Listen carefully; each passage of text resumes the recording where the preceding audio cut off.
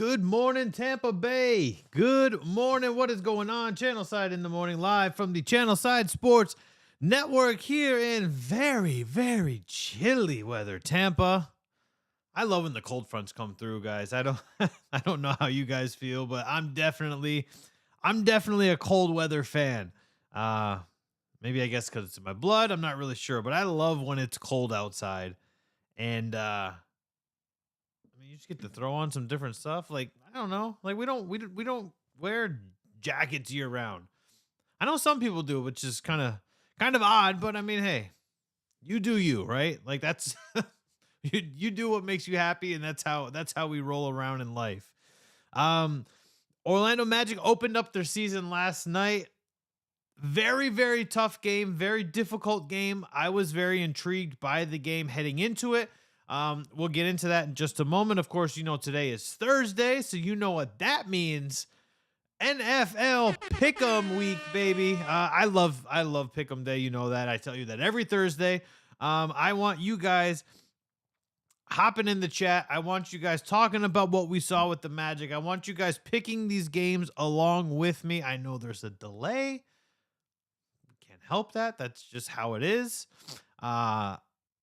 But yeah, I mean, the Lightning are taking the ice tomorrow in Sunrise, which I think is very fitting when you have a city called Sunrise with a cold front. Loose Cannon Leprechaun says, I'm warm blooded. I don't like the cold. I mean, I could see that. Mascots don't like cold weather. You would think that they would, though, because yeah, it's hot in there, right? Ah, man. I guess I guess we got to take it from the top. I guess we got to talk about do we start with the Magic? Yeah, we might as well start with the Orlando Magic, right? The Magic lose 113 to 109 in a very close battle, very close with the Detroit Pistons. And going into this game, this was as soon as the schedule was released, I was intrigued. I was excited to see that two of the youngest teams in the NBA, two of the teams that are rebuilding currently, were tipping off the season against each other. I thought that was super fun. And I see a lot of parallels between the two teams, right? They're both very young. Um top 5 in terms of youngest players on the roster. Hell, if the Magic traded Terrence Ross, I mean, they dropped down to, I think, the third. But nonetheless, the Magic come out of the gate, 28 points in the first quarter, and it looked like, okay, wow, this team is onto something. You know, the word around the streets in Detroit is that the Pistons are going to have trouble defending because of outside of Isaiah Stewart, they don't necessarily have like a solid defender, right? And then if you pull him from the paint, right? So like if Isaiah Stewart is being pulled by Wendell Carter Jr., who can shoot the three, he was one of two last night, but if you pull him from the paint, that paint is wide open. How many times did we see, Paolo Banchero? First of all, we got to talk about Paolo Banchero.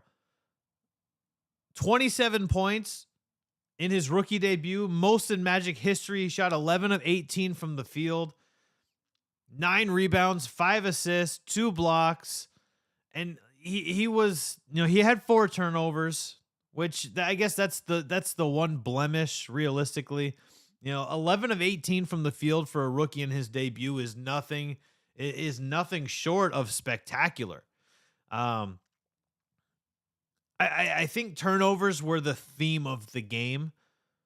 That was realistically, I think that's kind of where the Orlando Magic struggled, was with the turnovers. They had 18 to Detroit's 13. But that's kind of how, things go when you're playing when you're playing with a younger core, especially early on in the season, right? Like that's, you kind of expect, okay, yeah, we got a bunch of young guys. It's early in the season. Banchero's possibly going to be our leader. We're not really sure yet. We got to see how all of these things play out. What I thought was interesting though, and here's to me, here's what's the cool part, right? The Pistons had 13 turnovers, which the Magic converted to 24 points. So they scored nearly every turnover committed by the Pistons. The Magic had 18 turnovers, and the Pistons only converted that into 15 points. The Pistons are largely viewed by beat reporters in Detroit, by fans of the Pistons as a team that's going to run and gun because they're so youthful and energetic, like a young number 2 in Austin Powers. Like that's what that's what people envision with the Detroit Pistons. This is what this team's identity is going to be heading into the season. The Magic had 23 fast break points to the Pistons 18. So, I mean, that's not necessarily something that you're going to say, okay, so I guess, I guess the Pistons aren't going to run and gun as, or maybe they were just overlooking the Orlando Magic. We know what we know what we're building with the Orlando Magic, right? They had a 15-point lead. They jumped right out of the gate. If the Pistons don't explode in that second quarter and outscore us by 13 points, you're looking at a different start. But regardless of the fact that they got the loss, they still looked very good in the loss. I said this yesterday previewing the game. I think the Detroit Pistons were just a little bit ahead of the Orlando Magic in terms of where they are in the rebuild because they started before. And they've been making good moves just like the Magic have been, but the Pistons started their rebuild before the Magic did. Therefore, they should be a tad bit better, right?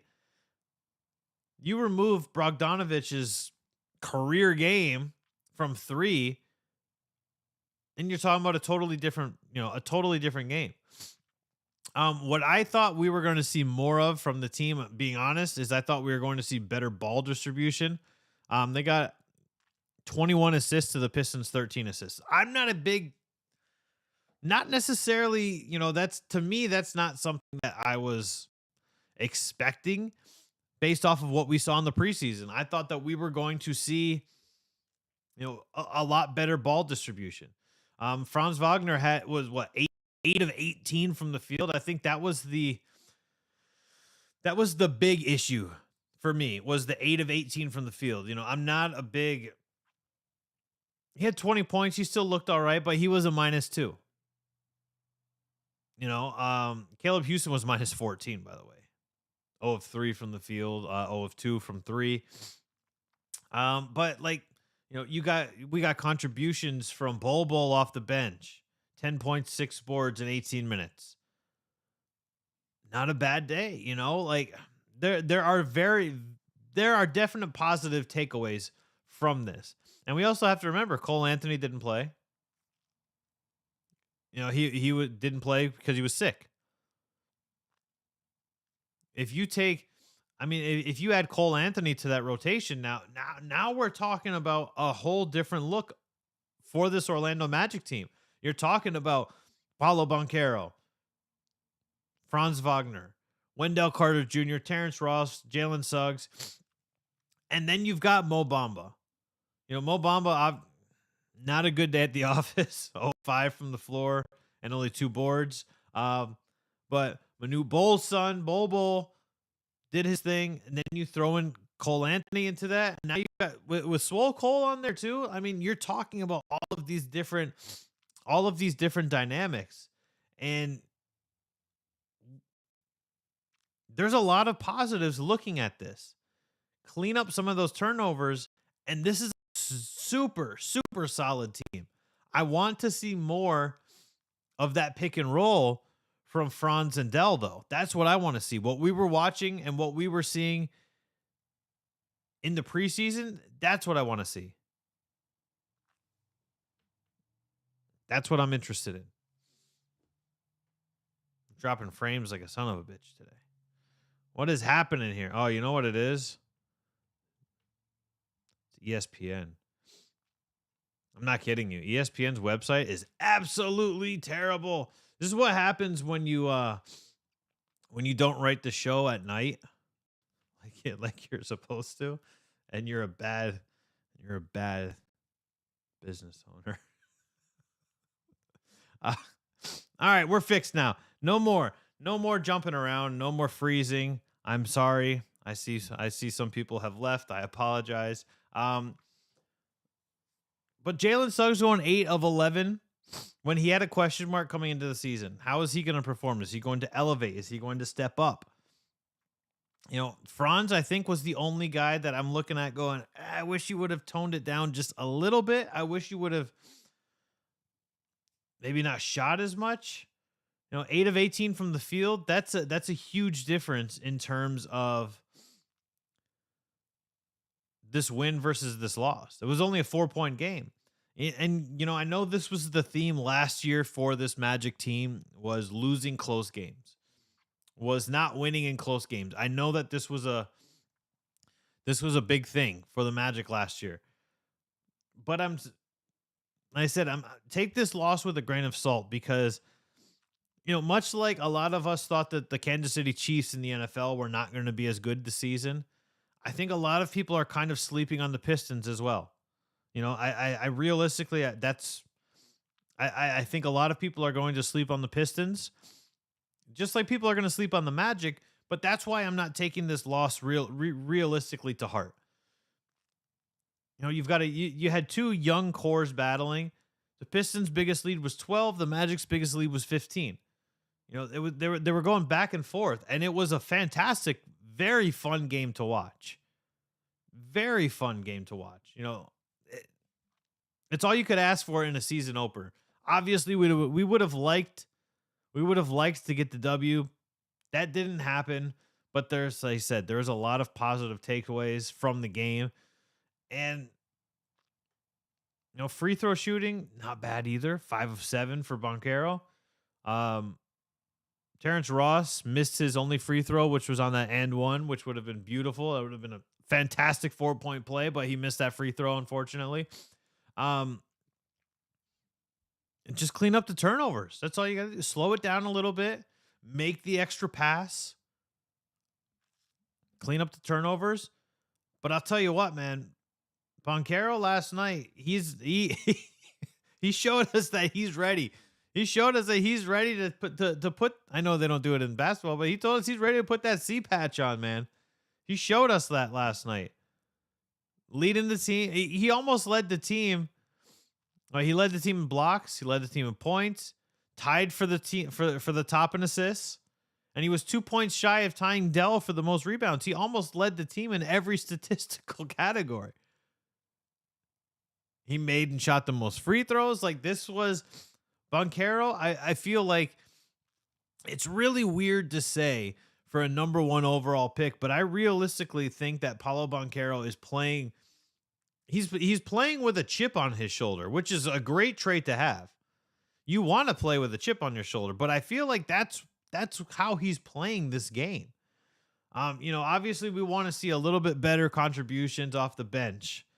You know, if you combine everybody that played on our bench, we had 30, we had 40, 30. We had 81 minutes combined off of the bench. 18, 22, 12. Yeah, we had 81 minutes combined off of the bench. But that only contributed 17 points to the total. So we need to see a little bit better contributions from the bench.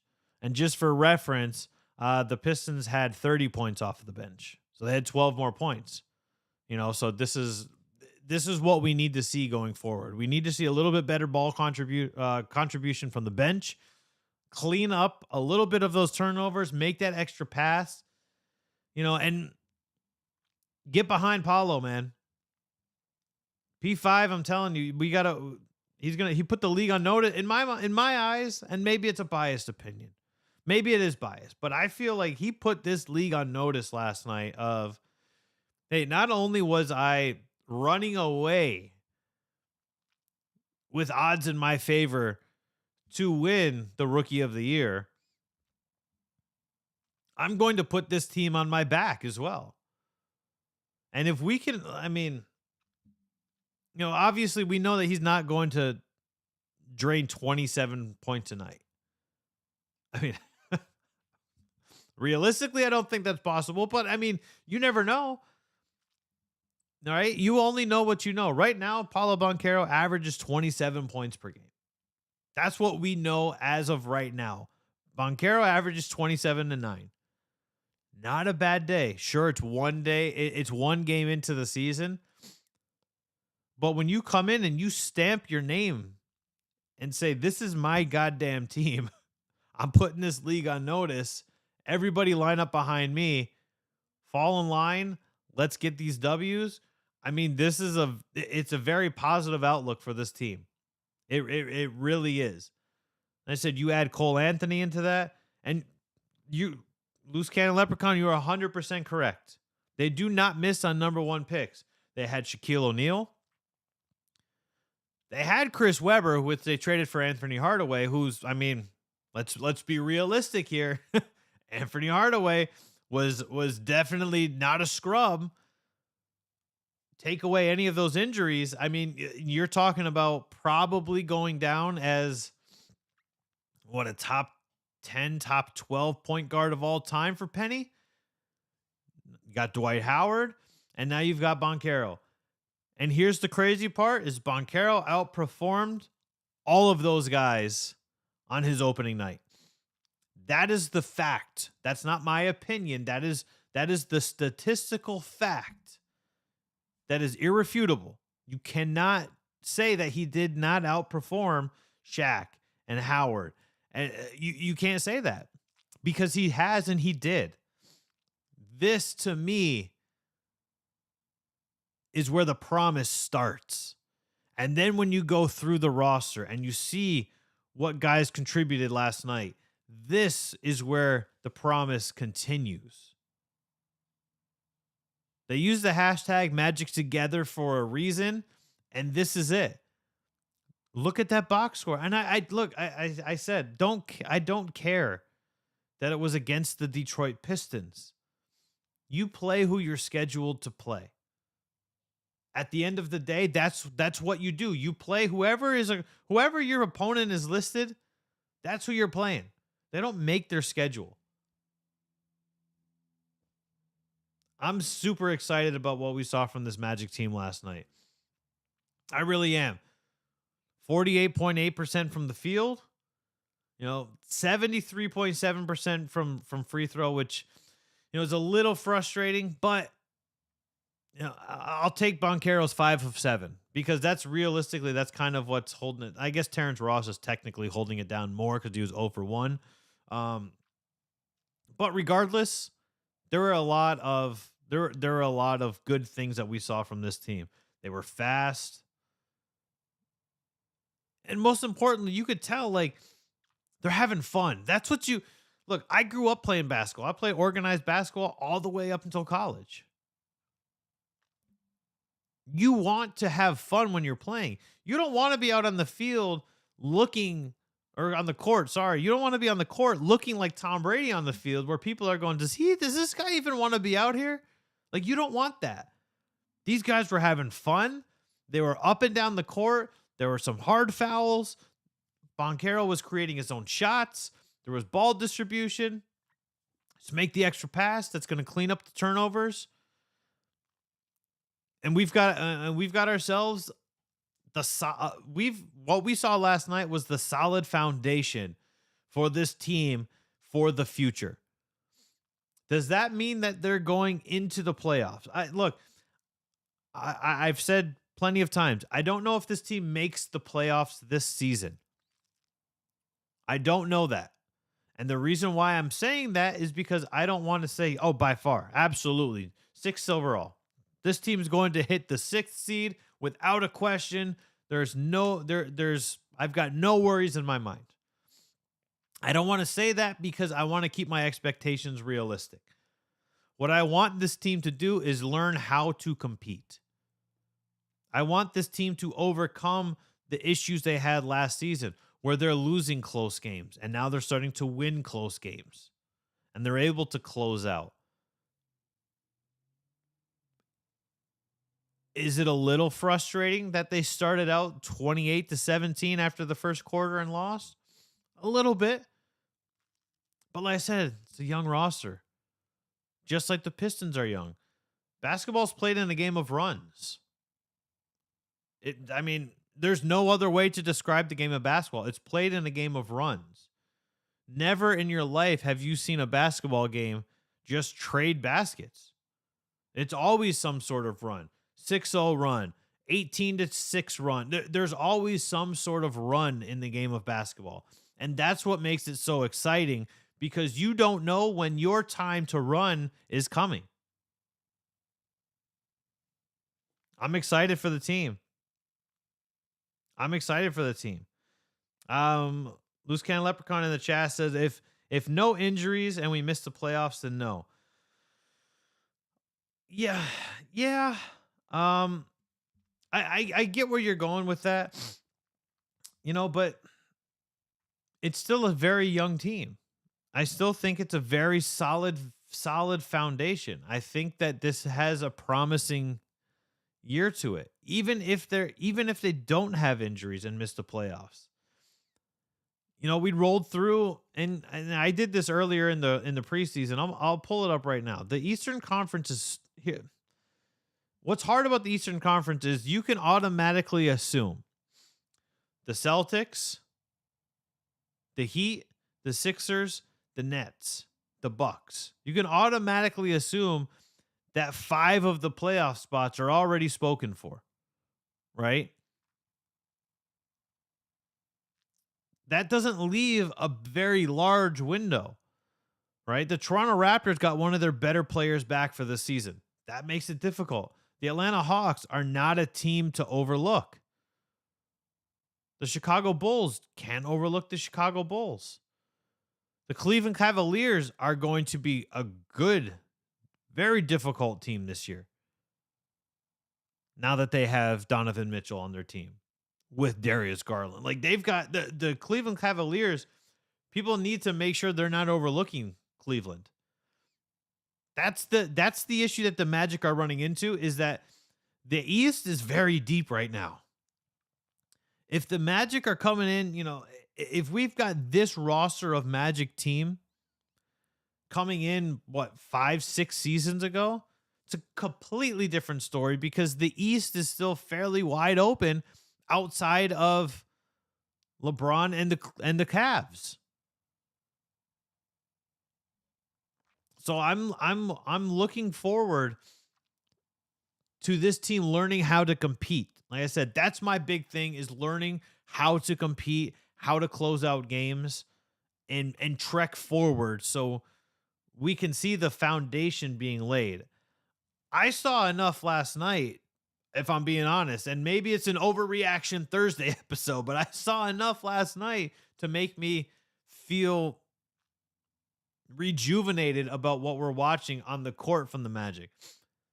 Because let's be totally honest, while some games were fun to watch last year, other games for this team were just atrocious to watch.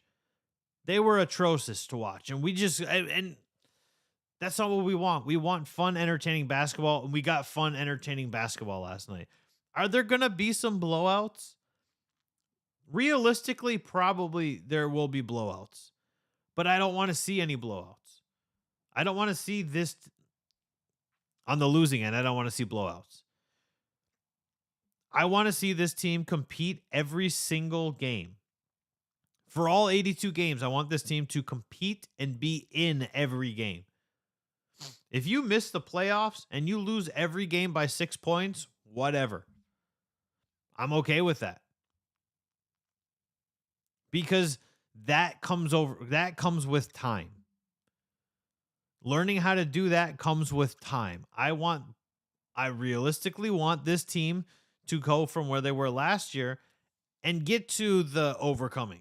Is that going to be this year? It's way too early in the season for us to know that right now. I said it comes with time, and which it does, right? Like you don't learn how to win games right away, right? You know how to play well individually, but as a team, as a collective unit, you don't learn how to win together immediately. It's just it's not a thing. The preseason definitely helped. The preseason helped them for sure, and that's why excuse me.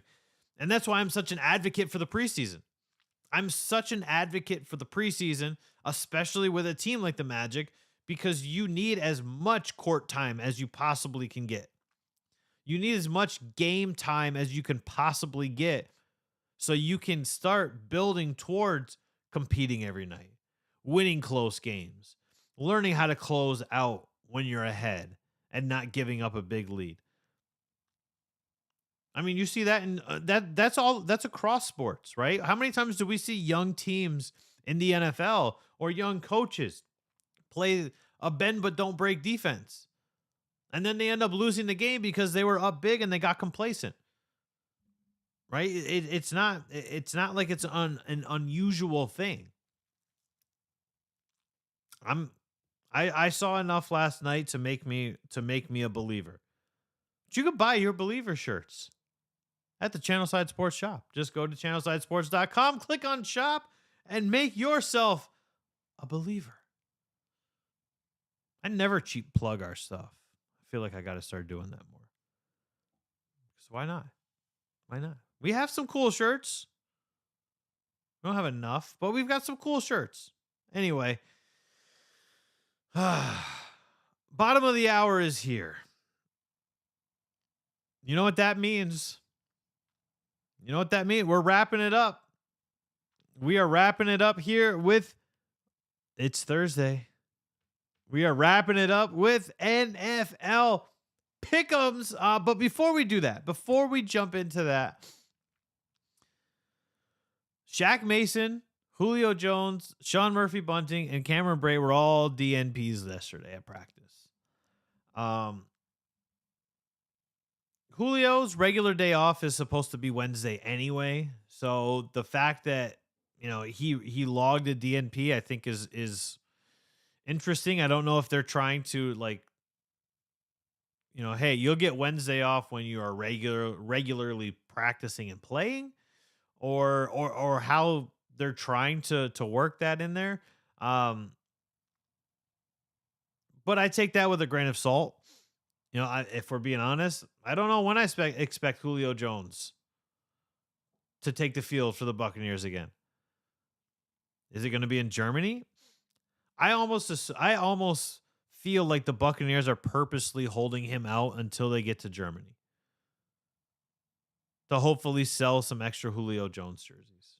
Call me crazy, but hey, the NFL is a business. The Tampa Bay Buccaneers, they put a football team on the field, but they are still a business at the end of the day. Trade in those Atlanta Falcons Julio Jones jerseys for a Tampa Bay Buccaneers Julio Jones jersey. What makes me a little bit nervous, though, is Shaq Mason being out with an ankle. As somebody who's broke their ankle multiple times and has sprained their ankle multiple times, the same ankle, by the way, not both, just one. If you look at my right ankle the wrong way right now, it rolls.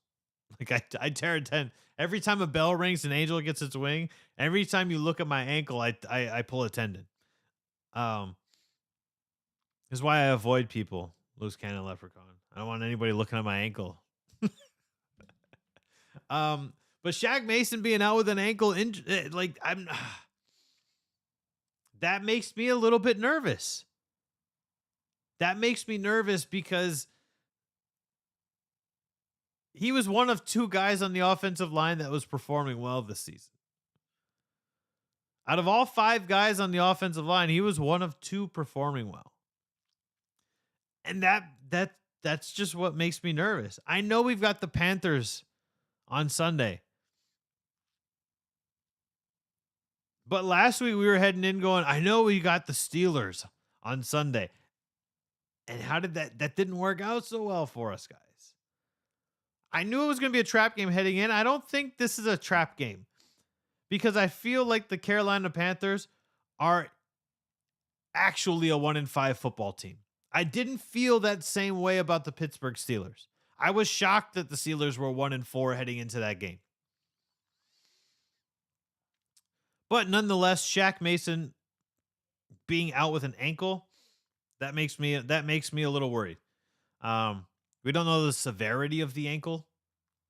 So hopefully it's nothing too crazy, and hopefully we can just suit him up and plunge forward as we head into Carolina to take on the Panthers, and hopefully just handle business without question. Which, by the way, the Buccaneers and Panthers has the biggest spread of 11.5 points. The Bucs need to not only cover, but they need to. The Buccaneers need to win this game by 21 points for me to feel confident in what we're seeing from the Tampa Bay Buccaneers. They need to win by 3 scores for me to feel confident. Totally honest. They need to win by 3 scores.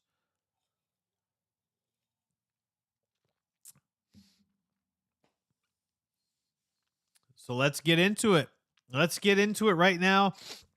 NFL Week 7. I can't believe we're already 7 weeks into the season. Tonight we've got New Orleans traveling to the desert to take on Arizona. Both teams are 2-4. The Cardinals are favored by 2.5. I'm not sure why. Maybe I guess because it's a home game. But I actually like the Cardinals in this, and I know people are going to tell me I'm crazy. I already know. I know exactly where we're going to go with this. I like the Cardinals in this game. I think if Robbie Anderson is on the field, I feel like they're going to insert Robbie Anderson very well. Plus, we've got DeAndre Hopkins coming back tonight. Now, all of a sudden, this Arizona Cardinals team is pretty formidable. You've got Zach Ertz. You've got your deep threat back, right? That's what they were kind of missing. Marquise Brown is likely out for the season. So you trade for Robbie Anderson. You replace a burner with a burner. The difference is Robbie Anderson is like 18 feet tall. Marquise Brown is not nearly that tall. So you're now looking at an Arizona Cardinals team that has their full arsenal of what they have. You don't think that DeAndre Hopkins is going to get at least 12 targets tonight? You're out of your mind. They're going to force feed DeAndre Hopkins. And I like the Cardinals tonight on Amazon Prime. As we head over to the Sunday slate, we got the 3-3 Atlanta Falcons traveling to Cincinnati to take on the 3-3 Cincinnati Bengals. Bengals are favored by 6.5. I like the Bengals in this. I think the Bengals are starting to put it together, especially on offense. The defense, I guess, kind of a little questionable. But it seems like Joe Burrow and Jamar Chase are starting to find ways to get Chase more involved. Obviously, we know that Chase set the league on fire last season in his rookie year. We knew coming into this season that Jamar Chase was going to be a focal point for a lot of defensive coordinators. What do? Work out other ways to insert him. You got T. Higgins has stepped up. Tyler Boyd has stepped up. They've got a healthy dose of Joe Mixon. Hayden Hurst has been getting a lot of targets. The Bengals are figuring it out, and I'm not worried about the Bengals. I do think that the Falcons keep this close again, though. The Falcons beat the 49ers 28-14 last week. I think the Falcons keep this close, but the Bengals get the edge on them. I got the Bengals by 3 points. Maybe a McPherson field goal to end the game as the clock expires. The 1-4 Detroit Lions are heading to the 4-2 Dallas Cowboys. Cowboys are favored by 7.5. The Lions are going to be healthy. They're coming off of a bye. They're going to have Amon-Ra St. Brown. They're going to have DeAndre Swift. But I've got no reason realistically to pick the Detroit Lions to win over the Dallas Cowboys. I really don't. I don't. Look, the Lions can score. Here's the thing, is the Lions, up until New England, the Lions were averaging 35 points per game.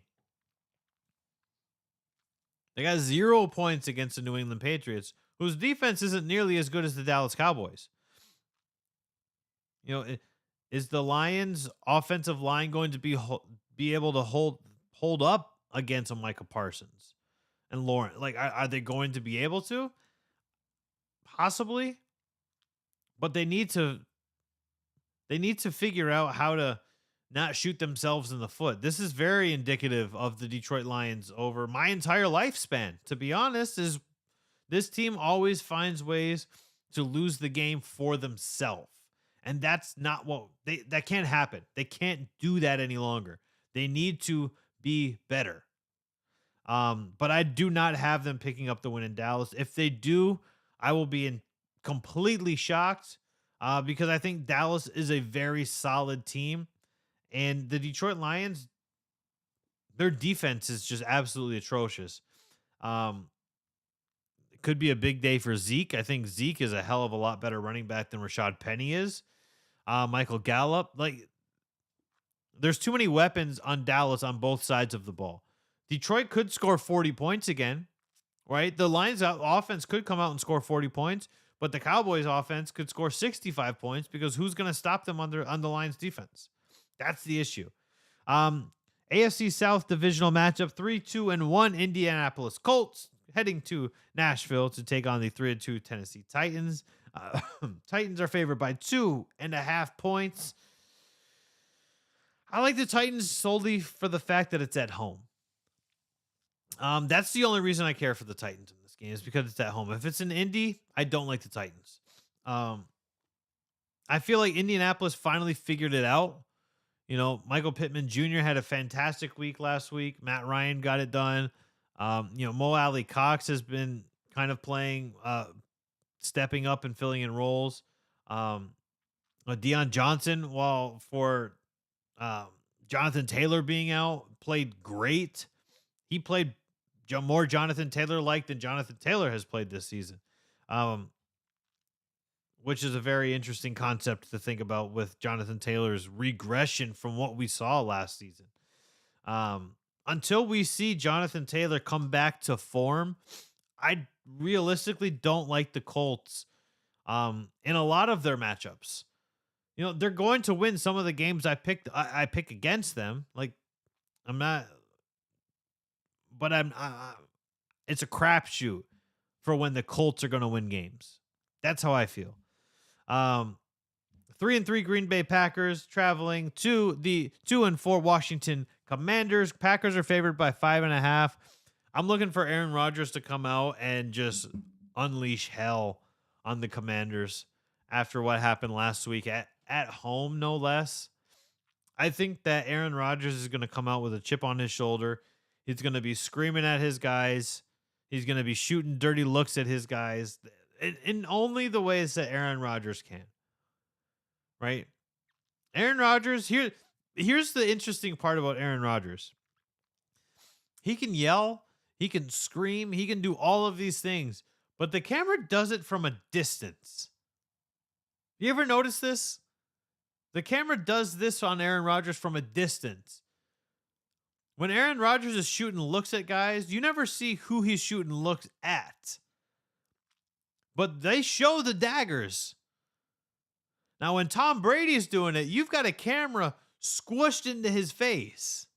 You've got a camera squished into his face so you can hear every last word he's saying, and then we criticize him about it. Why? What's the difference here? We know what Aaron Rodgers is saying. Aaron Rodgers drops F-bombs every week on the Pat McAfee show. Every week. Are we supposed to be shocked that Tom Brady is dropping profanity-laced? Like, it's a weird dynamic for me of we know what Aaron Rodgers is saying. We know what he's going to say. We know why he's saying it. We know who he's saying it to, but you never show that. But you're all up in Tom Brady's business when he's doing it. It's such a weird thing for the media to do. But I like the Packers in this game. I don't see any way that the Commanders, I don't see any way that the Commanders can handle the wrath of what Aaron Rodgers and Aaron Jones and that Packers defense are going to bring upon them. Plus, I'm still not a Carson Wentz guy. There's a reason why they're 2-4 right now. Because they're healthy.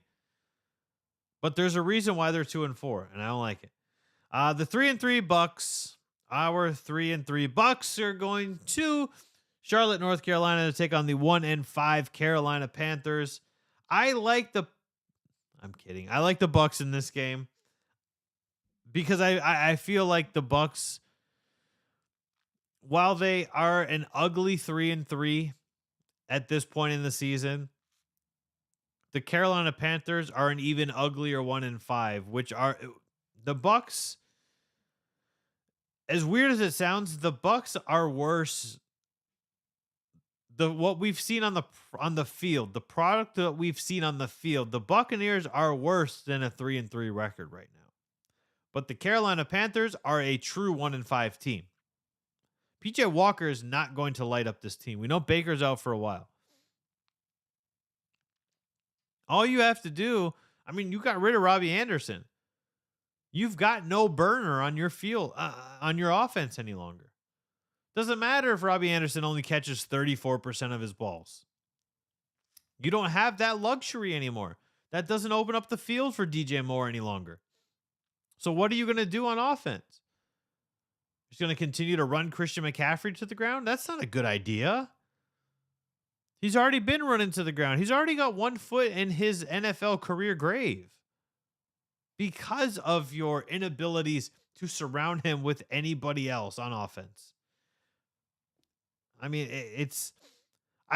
hope for Christian McCaffrey's sake that he does get traded before the deadline on November 1st. I hope he does. But I have the Bucks. I have the Bucks big. I've got the Bucks by 21.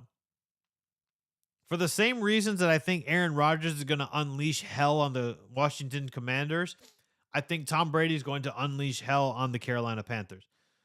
Bucks win big on Sunday.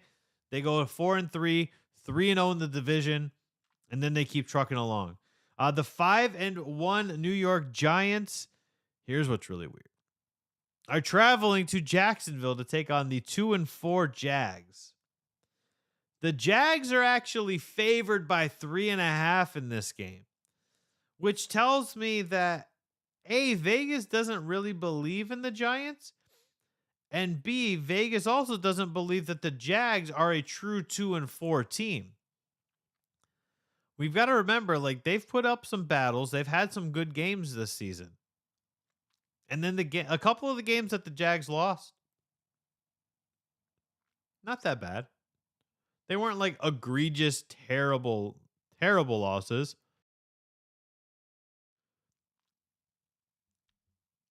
But the Jags favored by 3.5 is weird when you've got a 1-5. I don't know. You've got a 1-5 team.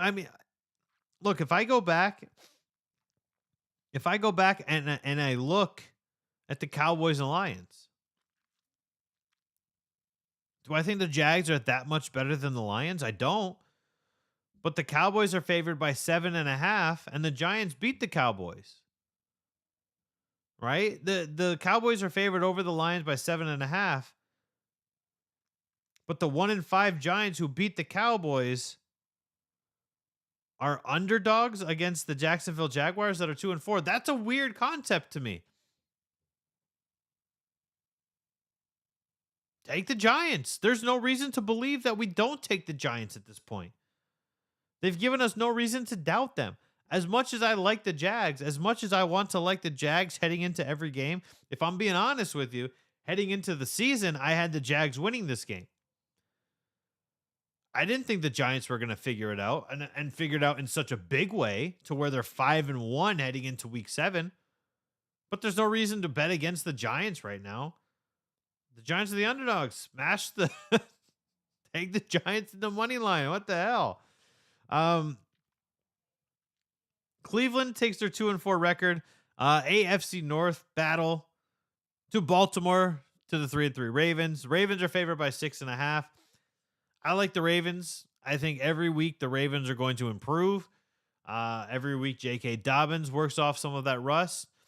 Then we're eventually going to insert Gus Edwards into this theme. I like what I like the Ravens over the Browns. I think the Browns realistically look like they should be a 3-3 team rather than a 2-4 team. Um, and it says a lot about how Jacoby Brissett has actually performed this season. He's performed pretty well. Obviously, Nick Chubb is second in the league in rushing behind Saquon, or maybe he's first in the league ahead of Saquon. Um, but yeah, the Browns, for losing their starting quarterback, for not having Deshaun Watson, and for all we know, Deshaun Watson didn't play at all last season, which does mean, yes, he did not take a season's worth of hits. There was no mileage added to him last season. I get that. I get it. But we don't know how he's going to perform. We don't know what kind of chemistry he has with Amari Cooper. We don't know what kind of chemistry he's going to have with that offensive line. Do they know his cadence? He's back after week 12. He's not allowed to practice. He's allowed to do individual stuff. He's allowed to eat in the cafeteria, but he's not allowed to physically practice with the team. Outside of the team, maybe watching game film from his time in Houston, he's a complete unknown commodity for everybody on this offense for the Cleveland Browns. So I like what Jacoby Brissett's been doing outside of the 2-4 record. Aside from that, I'm okay with it. But I like the Ravens in this one. I think the Ravens pick it up. Lamar cleans up some of those ticky-tack turnovers that he has. And then we're looking for a 4-3 Baltimore Ravens team heading into week 8. The 4-2, which by the way, that week 8 is against us, which could set up for a great matchup if the Bucks perform well against the Panthers like they should. The 4-2 New York Jets, surprising 4-2 New York Jets, traveling to Denver to take the 2-4 Broncos. Broncos are favored by 1.5. I hate everything about the Broncos. I think Russell Wilson has fallen off. I think Nathaniel Hackett is a terrible coach. I think Robert Saleh's got his troops rallying. I'm taking the Jets. Taking the Jets to go to Mile High, pick up the W, and head back home. Jets 5-2. Broncos drop to 2-5. No reason to pick. There's no reason for me to pick that the Broncos are going to win. They have not done anything for me all season long. They haven't. The 1-3-1 Houston Texans traveling to Vegas to take on the weirdly 1-4 Las Vegas Raiders. Raiders are favored by 7.5. This to me is also a game very similar to the Buccaneers. If the Raiders don't win big over the Houston Texans, because the Raiders realistically should be like a 4-1 team, right? With the roster they have, they should be closer to 4-1 than actually being 1-4, but they are. If the Raiders don't come out and wipe the floor with the Houston Texans, bigger problems than your 1-5 record or your 2-4 record. You got to wipe the floor with the team you're supposed to wipe the floor with. The Texans are a bottom barrel team. The Raiders should be a top tier team. This is where we should be. If we're not there, we've got problems in paradise. The 3-3 Seattle Seahawks are traveling to the 4-2 Los Angeles Chargers. Chargers are favored by 6.5. This could be a very close game. The Seattle Seahawks have looked pretty damn good all season long. I like the Chargers here. I think, the formula is there. We've seen the formula now. We saw it last season. For whatever reason, to start the season, we didn't really see it. A healthy serving of Austin Eckler for this Los Angeles Chargers team. That's what you need. You need a healthy serving of Austin Eckler for the Chargers. Chargers get the win, I think, at home. Go up 5-2. 4-2 Kansas City Chiefs traveling to the 3-3 San Francisco 49ers. Can't bet against the Chiefs. If the Chiefs are playing here, and here's very much so how Kansas City works. If the Chiefs are playing a worse team. The Chiefs win all of the games they're supposed to win, right? The Chiefs aren't supposed to beat the Buffalo Bills. It's supposed to be a close game. They have the ability, and they have shown us that they can lose those games. But the teams that the Chiefs are supposed to be, I guess outside of the upset they had this year, but 9 times out of 10, the Chiefs beat the teams that they're supposed to beat. I think the 49ers have more questions than anything right now, especially coming off of that really bad loss to the Atlanta Falcons last week. I think there's a lot of questions for the San Francisco 49ers. I like the Chiefs in this one. Sunday Night Football, the 2-4 Pittsburgh Steelers traveling to the 3-3 Miami Dolphins. Dolphins are favored by 7.5. I'm telling you right now, I'm rolling with Pittsburgh. I know that Jalen Waddle and Tyreek Hill are good for at least 120 receiving yards each. I don't care if it's Tua or Bridgewater or Skyler. It doesn't matter to me. I'm taking the Pittsburgh Steelers. I think all they needed was to have that win over the Tampa Bay Buccaneers to really understand, okay, we do have something. Because a lot of times when you've got a team that's reeling, like a Steelers, like a Detroit Lions, like the Las Vegas Raiders, when you've got these teams that are performing, underperforming, and performing poorly on the field, all you realistically need is you need something to happen to turn your morale around, to bring you up, pull you up off the ground, and say, okay, yeah, we got this. We're much better. That's not a shot at the Dolphins. I think the Dolphins are a very solid team. I think the Dolphins are a very good team, but the problem is there's other issues for the Dolphins. Their defense has played. It's weird. Their defense is almost like the Buccaneers defense, right? Where you're like, okay, 1 week absolutely dominant, then the next week you're like pretty damn good, and then you go, oh wait, where did the defense go? I don't know where the defense went. You know, that's how I feel the Dolphins defense is right now. But, I got the Steelers 3-4. Dolphins dropped to 3-4 as well on Sunday Night Football. I don't know if Tua's playing. I have to check the injury report on that. I would highly doubt that he's going to play, but maybe. I mean, he had a full week off, but he had such a bad concussion, man. The Dolphins are in such a predicament now to where Tua could be held out until week 12. And he takes the field and people are still going to say, "Oh, it's too soon."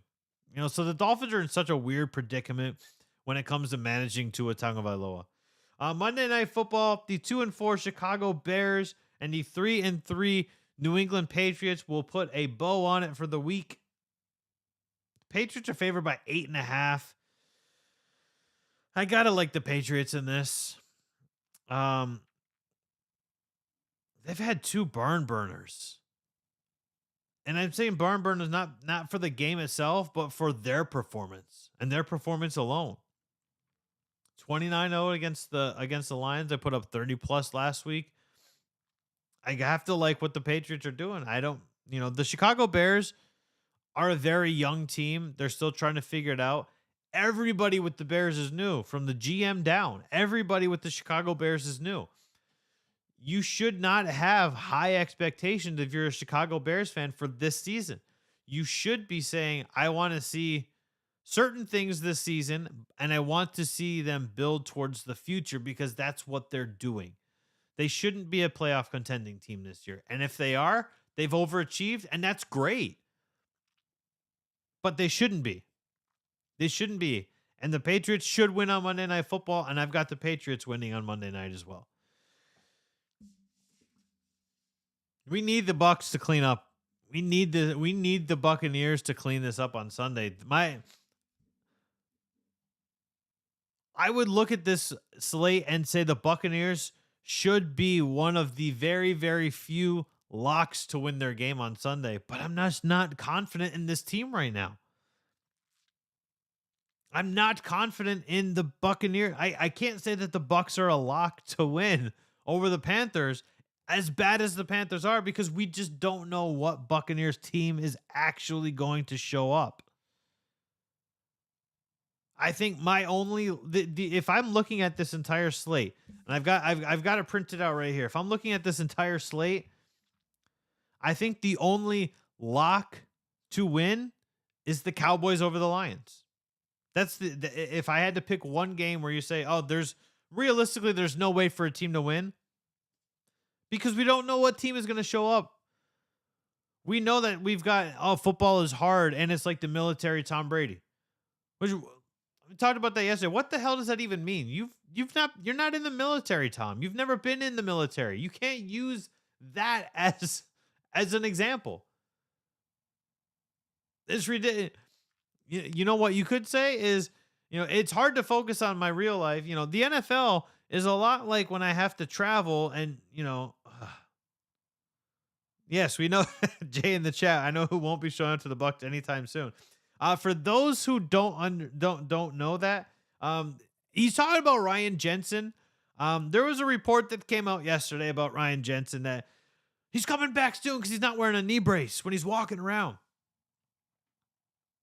He hasn't worn a knee brace when he's been walking around for quite some time now. That doesn't mean he's coming back anytime soon. He had a severe knee injury.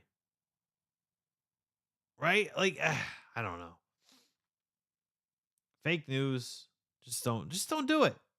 Don't put fake nonsense out into the ether. Don't say the Bucs are expecting Ryan Jensen back because he's not wearing a knee brace. You could say, "Hey, I noticed Ryan Jensen's not wearing a knee brace. Maybe he's rehabbing, maybe he's recovering quicker than the Buccaneers expected him to. Maybe he's not, but I noticed that, hey, he's not wearing a knee brace." If you keep up, you know that he doesn't actually wear a knee brace all the time. It's just I don't know. It's crazy. It's absolutely crazy to me.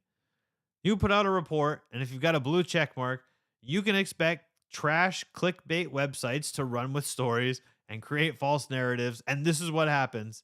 And it is what it is.